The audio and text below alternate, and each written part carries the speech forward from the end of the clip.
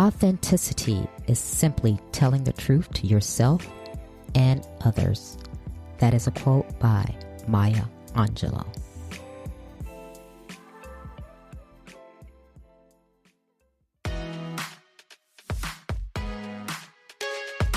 Welcome to Trina Talk. Trina Talk is a weekly podcast that will inspire and empower women of all ages to strive for the impossible. Your host, Trina L. Martin from TrinaMartin.com, is a motivational speaker, leader, and cyber tech expert.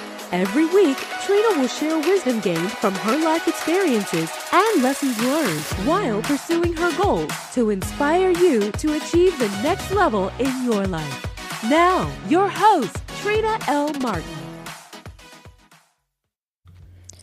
Hello, welcome to Trina Talk. I am your host, Trina L. Martin, and this is episode 19. This week's topic is Follow Your Instincts. My guest this week is Stephanie Smart. Stephanie is the founder of Laughing Dragon Coaching and the host of Truth Speakers Podcast. Stephanie empowers others to reconnect with their own inner wisdom. Well, hello, Stephanie. Welcome to the show. Thanks, Trina. Thanks for having me on the show as well. Well, thank you for taking time out of your busy schedule. I am glad to have you here. And just looking over your bio, I see that you are the founder of Laughing Dragon Coach. Give me some information about your background and how your business came to be and what you do. Yeah, I love the Laughing Dragon title because we need to make sure that we have laughter and joy in our lives. So I really, it's about bringing that component into everything that we do and not just our business. So my background is I have been in alternative medicine for a little over 30 years, and I have a variety of different degrees, and I teach a variety of different modalities. And then I also have a bachelor's degree in business management, and I've worked as a corporate trainer for a while and as a corporate manager. And I really blend all of that in together. What was I was finding with my practice when I had a brick and mortar wellness center is the clients that really got the most out of coming to see me and the ones that I enjoyed interacting with the most were where we went deep. And it wasn't just, my shoulder has better range of motion. It was really, what are those core ingredients of who I am and how do I bring all of that out into my life? And it was that spiritual component combined with the physical component. And so I bring that into my work because we are one person and we need to be able to move through the world as that embodiment of who we are. And so I use Laughing Dragon because dragon energy is really that energy of wisdom and trusting yourself and the confidence and just the calm gracefulness of here I am and I am all knowing because I am connected to everything. And then we need to make sure we have fun while we're doing it.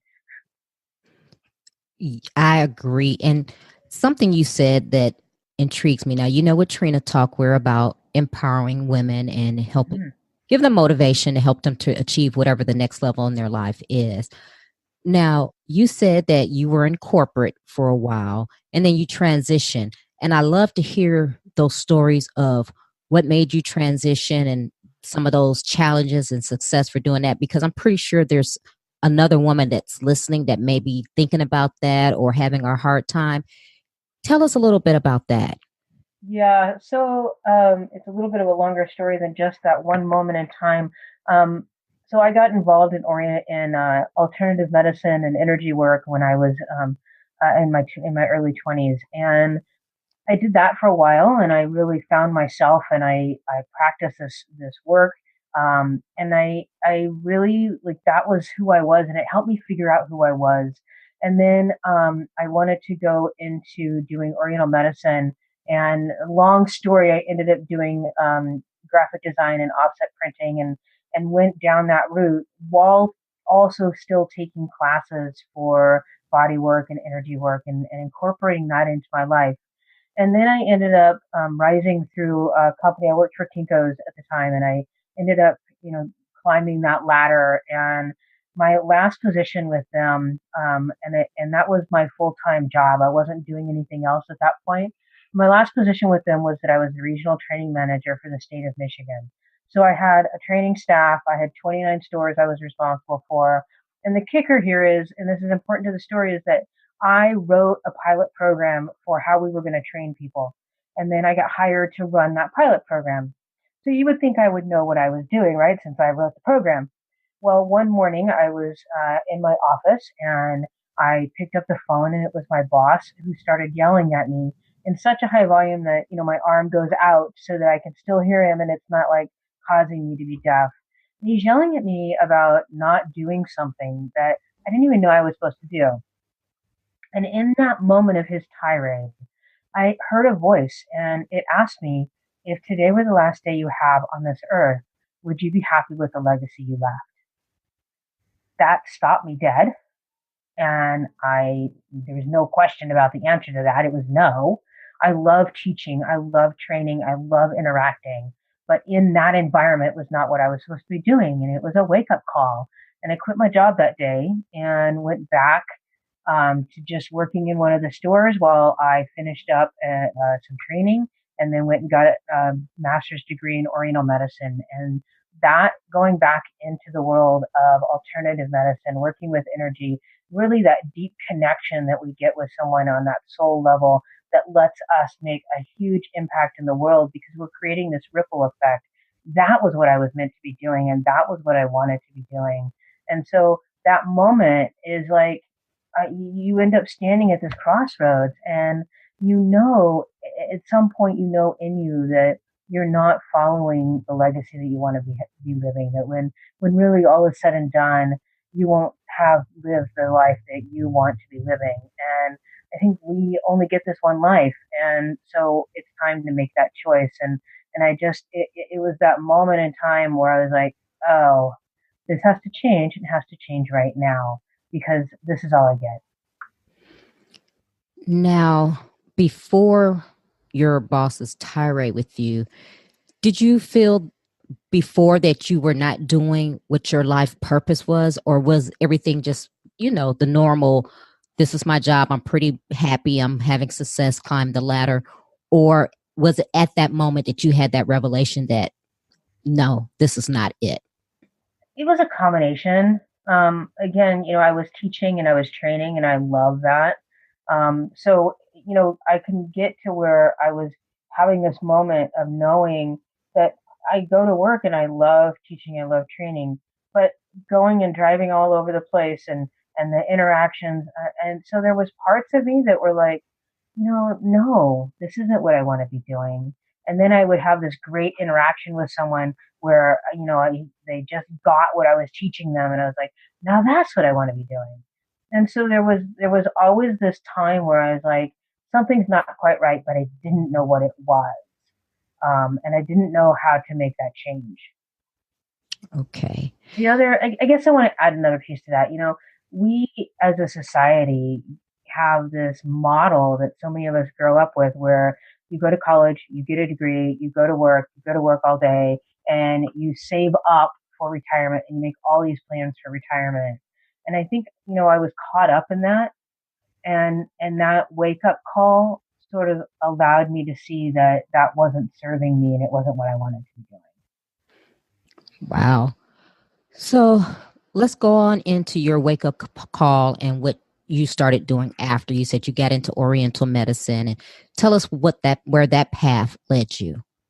Yeah, so I went and got a master's degree in Oriental medicine, which is a 4-year program. And then I finished up training in some other things, and I was still doing shamanism training. And so I really combined all of that. And then after my program ended, I opened up a full, huge wellness center with multiple rooms and a raw herbal pharmacy.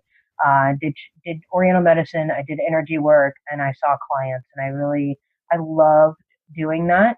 And I did that for a number of years. And then I got to the point where I would look at my calendar and I would look at who was on my calendar, and I was not having those, yes, I get to see that person. It was, oh, yeah, this person's just coming because they want me to fix them and they're not doing their homework. They're not doing their part of the work. And I got to that point and knew that I needed to make some changes in how I was operating my business. And then we had a baby and I have this little lovely bundle of joy at home, and then a business that was not bringing me a lot of joy anymore. And I closed my practice and shut the clinic down and became a stay home parent. And that was, I say that when we make these choices periodically throughout our lives, it's really, we get information every time we do. And this information is what allows us to be empowered for the next time we come across something. It's that listening and discernment and filing that away as your inner wisdom. And so, I realized that I wasn't having a lot of joy at work anymore, and that's really crucial for me. But when I closed my clinic, my partner said, that makes me really sad because you have such a gift for what you're doing and you make such a difference when you work with people. And it was one of those moments where I was like, oh, maybe I made the wrong choice. Maybe she's right. And it took me a while to really come to terms with that and to glean the information from that statement that I needed in order to move forward and become empowered in the choices that I wanted to make moving forward. And I think the piece here is that I want to share is just because we have a gift at something doesn't mean it's what brings us joy. And that's hard, right? If I can make such a difference going out and working with individuals and, running a wellness center, then I part of me is like, well, I should be doing that. But that's not what's nourishing me. And as a entrepreneur, as a parent, as a woman, I have an obligation as a person, really. I have an obligation to design my life in such a way that I'm nourished as much as I'm nourishing everybody else. And particularly as a parent, right here I am taking care of this little person, and then I need to make sure I'm practicing my own self care, and that piece of empowerment is really, really important because we need to take care of ourselves first so that we can take care of everybody else. If that's the role, or that's the model that we're operating in, right? If I'm not taking care of myself, I can't be of service to anybody else. And so looking at her statement about that made her really sad and I had such a gift, we can get caught up in that. And that's about, taking other people's opinions and taking other people's information and doing that rather than getting really clear about what we want and trusting our own inner wisdom and listening to what our dreams and our passions are. And that's the piece that is so important when we're empowering others and becoming empowered within ourselves is what is it that I need and what is it that I want, because it's my life above and beyond anything else. I only get this one and it's mine. And so how am I going to create it so that it serves me and brings me the most joy and the most abundance and fulfills my dreams and my passions? That was so profound. I'm sitting here listening to you, and I know exactly where you're coming from as far as following your passion, but knowing what really gives you joy and what empowers you. So, do you have any particular steps that you would suggest to get to that point? I have a couple of different exercises that I do with all of my clients, and I share them regularly with people. And the first one that I tell people to do is to sit down and write out what your ideal day looks like. Now, the caveat to this is that you need to let go of anybody else that's involved in it. So you can't say, well, my ideal day could be this, but I have a kid or I have a partner, I have, right? All of that goes away. You have unlimited finances, unlimited anything. You can be anywhere in the world. And be with anyone that you want. What does your ideal day look like? When do you wake up? What do you do for breakfast, lunch, dinner? Do you cook it? Does somebody else cook it? Are you waited on? Where are you? What's the environment? What are you doing? How do you spend your time? Who do you spend your time with? Because when we can really let go of all the expectations of everybody else and write down, if I could have anything I wanted, what would it look like? That gives us so much information about what we need as a person. And then we start looking at, well, how do I make those happen? How do I make parts of this happen? Okay, what if my ideal day is I want to wake up on the beach, but I live here in the Midwest? Well, Can I spend time on the beach right now? Am I planning for moving to the beach? How does that work? If what I want is to wake up at whatever time I naturally wake up and not an alarm clock, what does my life look like now, and how do I shift that? How do I integrate that part into my life? And so really looking at what is that requirement that you want, and then how do you bring it into your life, even if it's a little bit, right? If what I want is to wake up without an alarm clock, but you know what, I got to get my kids to school, so I don't have any control over that, then take 1 day or 2 days over the weekend and make that a day where you don't have to wake up to an alarm clock. So it's finding those nuances where you start to say, you know what, my dreams and my passions and what I need are just as valuable as everybody else. And then we start to bring that into our life. Wow. Well, as us being women, we always feel like we're the ones that need to do everything. I am really, really, really, really guilty about that. I am too. That's why I'm bringing it up. So Yeah. how do we get to, I mean, everything you're saying, I'm thinking, yep, I need to do that. Yep, I need to do that. But how do we get to that point when we're, the breadwinner, the mother, we have a 9 to 5, we're trying to be entrepreneurs. How do we get to that point? So there's several pieces of it, but I think the mindset piece is that we have to get to where we understand that we are as worthy as everybody else. That if we're constantly doing for other people and constantly putting ourselves aside so that we can get people to school, get people's lunches made, do laundry, whatever it is, we are putting them above us instead of treating ourselves and whoever that is as equals. And I think that that's the underlying component that has to shift, that I have to feel like I am completely equal to everybody else and that I am worthy of what I need just as much as they're worthy of what they need. And then we bring those people into partnership with us. So I have a 10 and a 14-year-old. They both have special needs. So there's a lot of things that happen in my life, in my family, that we might be way behind, and hear those quote marks, what other people are doing. So I still make lunches for my kids. But the way that I now navigate that is that we make a grocery list together on the weekend. What do you want to eat? So I start to bring them in and empower them into taking responsibility for themselves. What do you want to eat? What do you need for breakfast? What do you need for lunch? What kind of sandwiches do you want? What do we need to have on the grocery list? And then I go to the store because I actually like going to the store. And then we make whatever we can prep together. And then I make lunches on the mornings. And so it's really finding that balance. And I make them allies with me and partners with me in the navigation of how we live this life together. Because we all signed up to be here together. I didn't sign up to do everything for everyone.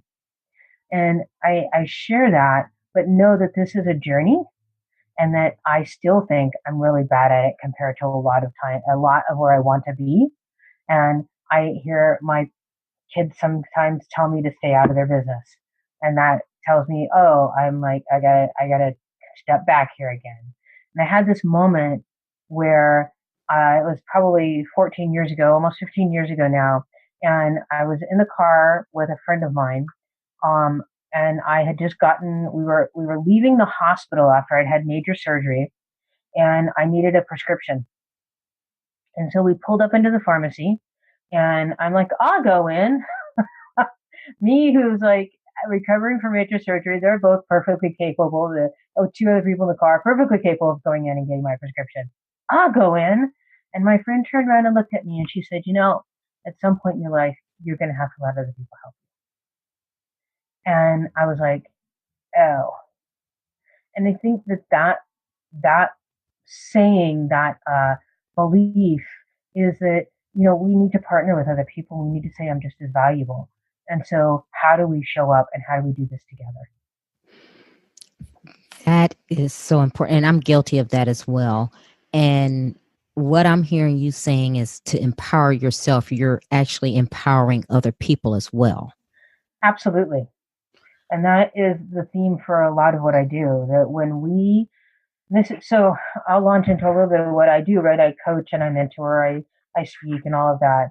But really my underlying goal is to help people identify what their truth is and then to speak that truth. And by speaking it, I mean words, actions, and beliefs so that you become a true speaker.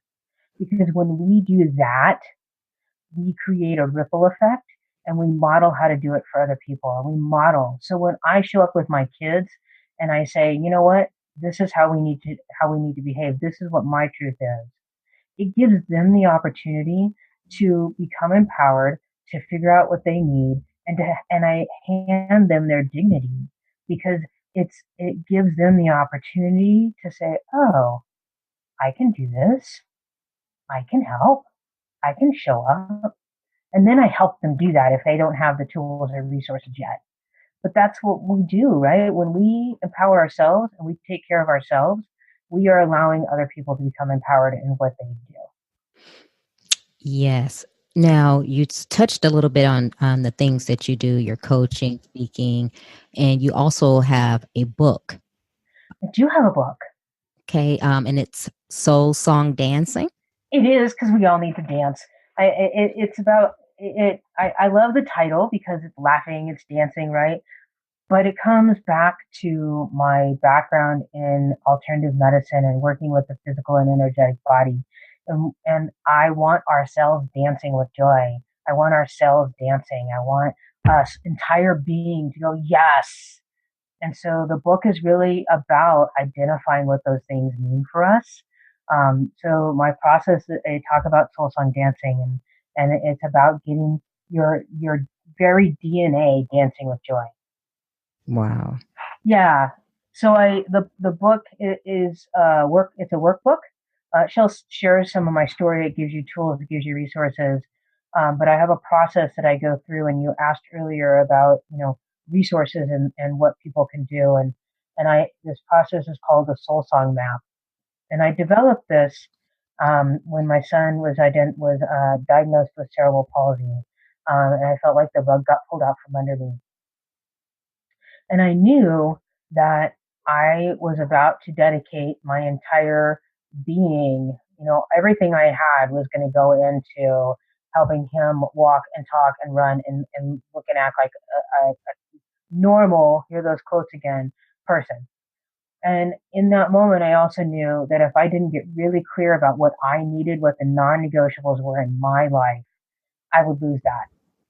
And that's what the soul song map is. And I talk about our non-negotiables as our passions, our dreams, our gifts, our core values. It's those big picture themes of who we are at our core. And really, how do we then integrate those into our lives? And it becomes a foundation. So when we have, an opportunity or something happens, I can look at my soul song map and say, okay, these are the things that are important to me. I need to make sure that I'm having an active spiritual life. I need to make sure that I'm out in nature all the time. I need to make sure that I'm having movement happen in my life, like physical movement happen in my life all the time. And so those things I needed to incorporate in. So I've got this kid who he and I are hanging out all day. So guess what? I need to be outside. I need to be moving my body. We're gonna put you in the stroller. We're gonna go for a walk in the park. We're going to go and do these things together because that's what I need. And so the soul song dancing is really about identifying what those things are for you and then putting them into your life. And we take that and make a personal mission statement out of it, and that becomes the words of your legacy. So I talked earlier about what was the legacy you want to leave, and our non-negotiables, the notes of our soul song, make up our legacy. And so, how do we make sure that we integrate that into our life and know what that is so that we are creating a life that is the one that we want to be living? Wow. So your roadmap, and I don't know, is it similar to what people now are doing, vision boards, or would you use that in conjunction with? You use it in conjunction with. So, I talk about it as a vision board for your soul, Okay. but we use words in the soul song map instead of pictures. So, most vision boards are pictures and they're looking outward with the material aspects of the world. And the soul sewing map is looking inward and it's identifying who you are at your core. Because in order for me to create a vision board of what I want my life to look like next year or 5 years or 10 years down the road, I need to know who I am and what's important to me first. So I talk to people about doing this first, getting a really deep understanding of what you want in your life as the non negotiables, that core ingredients of who you are, and then how do you want it to physically manifest? And that physical manifestation, that material manifestation, typically ends up on the vision board. Hmm. And that could be challenging because I know a lot of women, regardless of the age, really don't know who they are. They know who they've been told to be, Yep. and we really don't know who we are. Only thing we identify is either I'm a wife, I'm a mother, um, I'm a CEO, whatever that is, but we don't really know who we are. Do you, I mean, can you speak to that? Because I think we all can relate to that.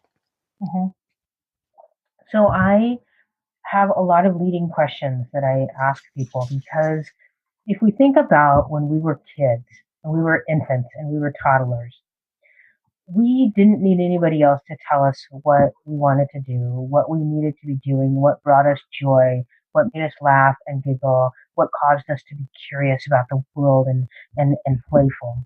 And so we tap back into that energy. So one of the things I ask is, what did you want to be when you were growing up, if you knew? One of the other questions I ask is, what were the things that brought you a lot of joy doing when you were a kid? And are you still doing them?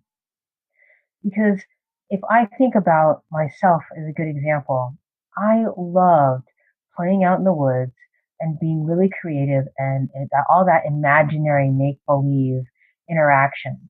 And I mean, I did that stuff from the time my earliest memories through my high school. So why aren't I doing it now would be a question I was asking, right? Is that still happening in my life? How do I bring that into my life today? Because that brought me a lot of joy for a really long time.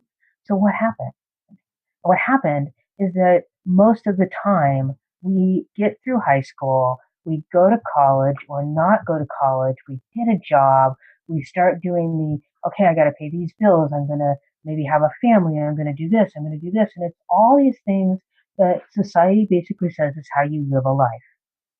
And I want us to go back to, well, what did you want before you got sucked into that sort of habit trail of how we live in the US? What is it that you wanted to be doing? How did you want? What were the things that brought you joy? What are the activities? What were your hobbies? What sports did you play? What are the things today that make you want to get up and dance around? So there's a lot of leading questions that I ask because here's the thing, if we can get quiet and really listen, we know what it is that we want to be doing. We know what it is that brings us joy. We know what it is that causes us to laugh or causes us to just go, ah, this is really good. But sometimes it's just a matter of getting quiet. Sometimes it's a matter of letting ourselves trust that that's true. And so I recommend for people to journal, to just sit down every day and ask yourself a series of questions about what brought you joy, what made you laugh, what caused you to feel like you were just like on fire with excitement and curiosity. And then you ask that, so you make like 5 or 10 questions and you ask those same questions every day and you start to bring that focus into your life. And then you start to say, well, what's the theme here? What are the things that I want to be doing? And that will help us identify who we are at our core and how we want to bring that out into our life and what we are already bringing into our life. Because I don't want to always say, oh, we forgot who we were, and so we have to remember it. We are already really good at a lot of it. And there has to be this moment and this opportunity for identifying and honoring and congratulating ourselves for what we are already doing. Then we look at, okay, well, what do I want to do next? That is so good. And I like what you're saying about journaling. I have tried to do it. I've stopped, I started, and just what you're saying makes so much sense. Would you suggest, like, is there a time of day that's best? Should I do it in the morning? Should I do it at night?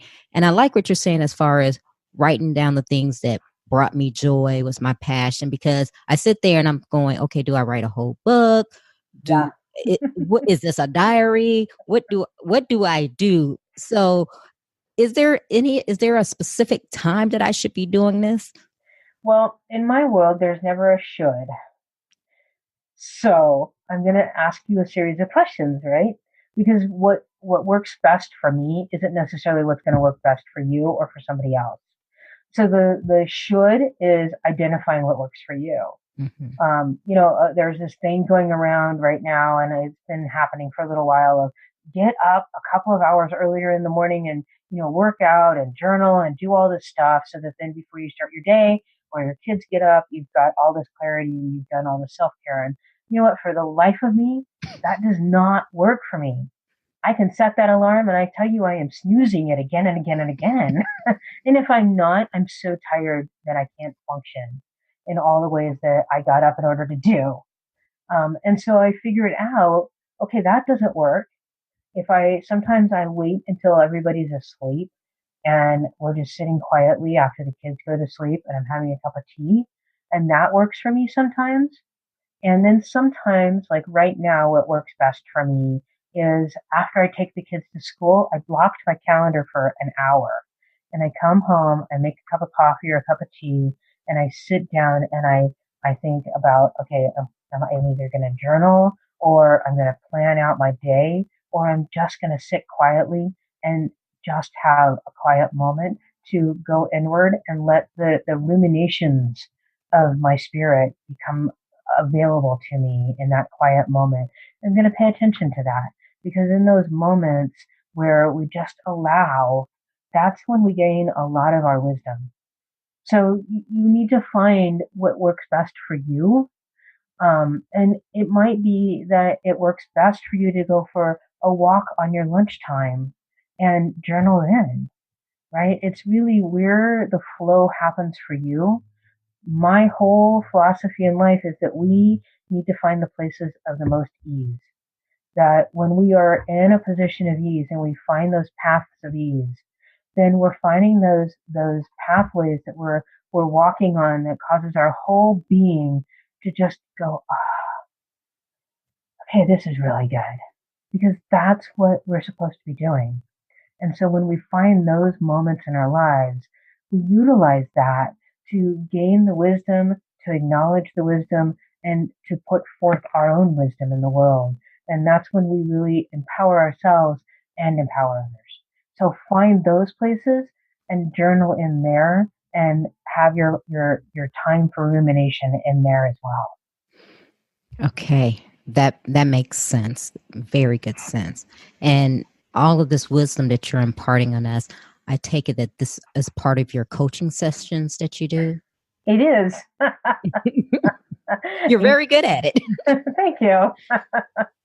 I do private coaching and then I do some group programs as well. And then I've got my book and so it's all out there and I've got, Facebook and all of those wonderful things where I put stuff out as well. Okay. And I see that you do some speaking. Where do you speak at?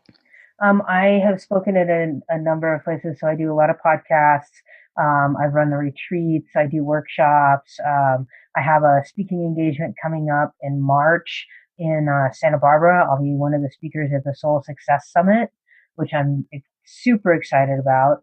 And I'm super excited about that because it's a great event and the group of women who are going to be there are just phenomenal, but it's my hometown. And so being invited to speak there and it's very touching to me. So I speak at a variety of places. I speak here locally where I live and teach classes. Okay, that's great to know, and I'm sure the listeners, if they can get out to Santa Barbara, that'll be a great thing to attend because you and I both are about empowering women. So I'm I'm all for that. And it's funny because I've said this to numerous other guests, but we as women, we a lot of times we're not trying to help another woman. Hmm. And I'm trying to stop that. I'm trying to collaborate with other women. And if there's something that I can do for you to help you, then that's what I'm going to do. It's not a competition. There's room for everyone at the table. So you shining your light is not going to dim my light at all. And I think Exactly. that's where we as women need to start understanding that men, they network and they do things like this all the time. And I think women need to learn how to do that as well. We definitely need to be stepping into that role very differently. Absolutely. I talk about that a lot, and that idea of illuminating, and I talk about illuminating our path. And I share the story because I was at the Statue of Liberty, and underneath the statue is a museum. For those who don't know, because I didn't know. And in this museum, there's a story from the two gentlemen who made the statue, and what their intention was. And they talk about how that light that she's holding is meant to illuminate the path for those who come behind her. And I was really struck about that because that's a very lonesome activity. It's great to have people behind me, but that doesn't really serve me either. And what I want is I want us to illuminate the path for not only those who come behind us, but for those who are walking with us and beside us. Because as we do that, then their light then gets brighter, and we together are creating this huge pathway where we are illuminating together as a community and bringing together community so that we are all moving forward and shining a huge light and a huge pattern for those who are coming after Wow. I just want to scream on that one because that is spot on. I love it. I love what you said. That was just amazing. So that's going to take me into my segment here where I'm going to ask 10 questions of you, and whatever comes to your mind, answer them. There, like I said, this is no judgment zone. I'm not going to, put it on TMZ or anything like that, but us. it's just something for the listeners to learn a little bit more about you, and some of your wisdom and knowledge that you may impart may actually help them in their journey. So that's what we're all about. We're just about empowering and motivating. So, are you ready for the questions? Absolutely. Let's have Okay. fun. All right. So, who or what motivates you? My kids motivate me. Okay. What demotivates you? Oh, what demotivates me? Wow. I don't think it's a thing as much as I have trouble being motivated when I'm tired and exhausted. And so practicing a lot of self-care helps with that. Okay. When was a time that something was said or done to hurt you, but it worked for your good? Hmm. I don't know that I have an answer for that, which I think leads me to thinking that I have a lot of people around me who don't say things that hurt me. Well, that's I good.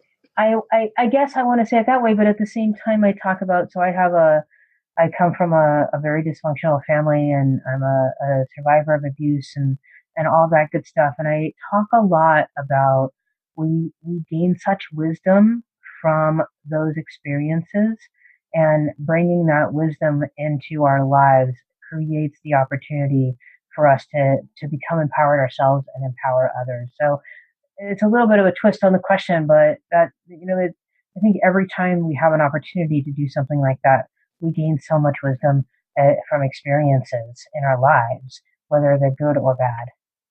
Okay. What is your fear? My fear of not making enough of an impact in the world that when I'm dead, and when I'm on my deathbed, that I can't answer yes to the question of did I live the legacy that I want to live. Wow. Okay. Is there a time when you wish you had done something that you didn't? Many of them. But I wish I had done something I didn't. Yeah, I will say that I wish that I um, had not done school to be a truck driver because I loved the traveling, but in the end, that did not serve me in some really concrete ways. Okay. Is there a time that you wish you had not done something? Oh, I just answered the wrong Oh, question, yeah. didn't I? Well, yeah. Yeah. Okay. Wish I had done something that I didn't. Let's reverse it. Right. Let's go Sorry. back to the other question. Yeah.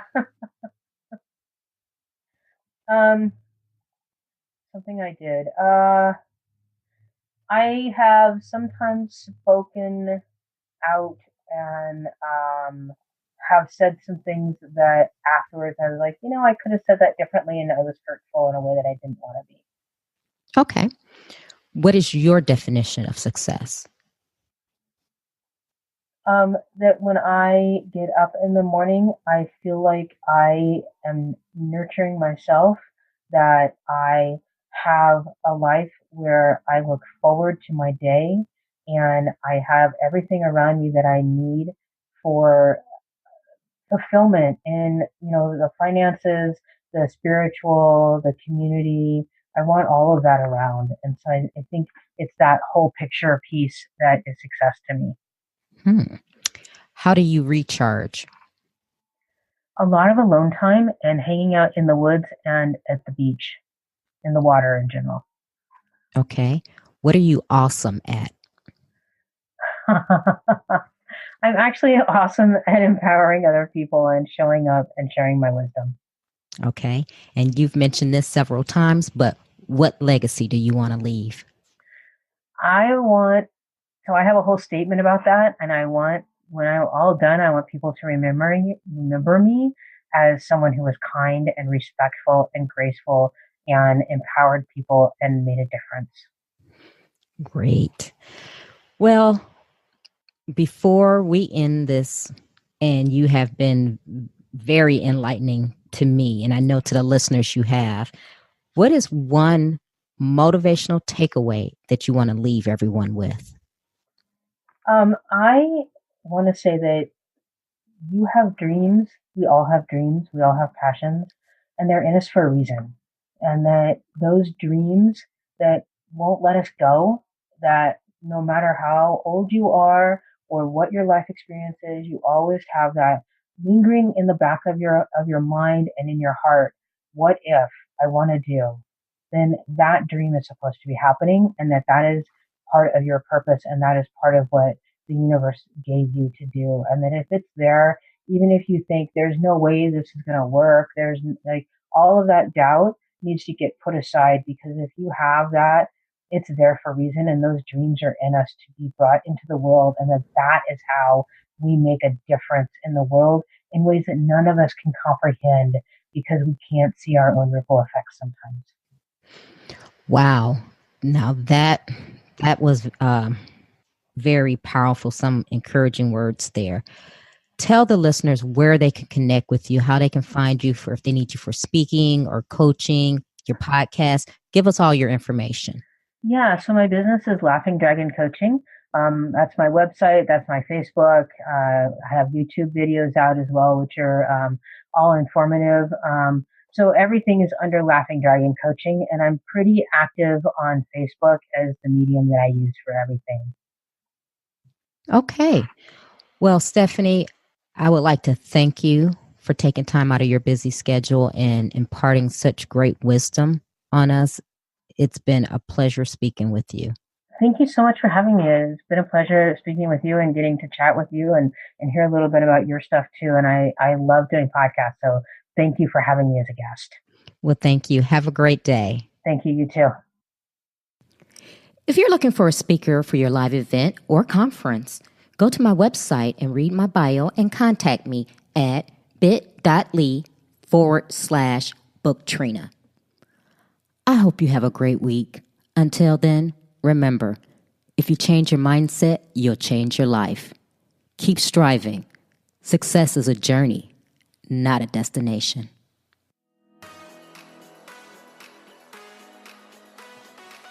You can listen to Trina Talk anytime and anywhere. It's available on iTunes, Google Play Music, Stitcher, Spotify, and all other places that you can listen to podcasts. If you like the podcast, please don't forget to go to iTunes to subscribe, rate, review, and share. If you have questions for me or need inspiration on how to go to the next level, tweet me directly at Trina L. Martin.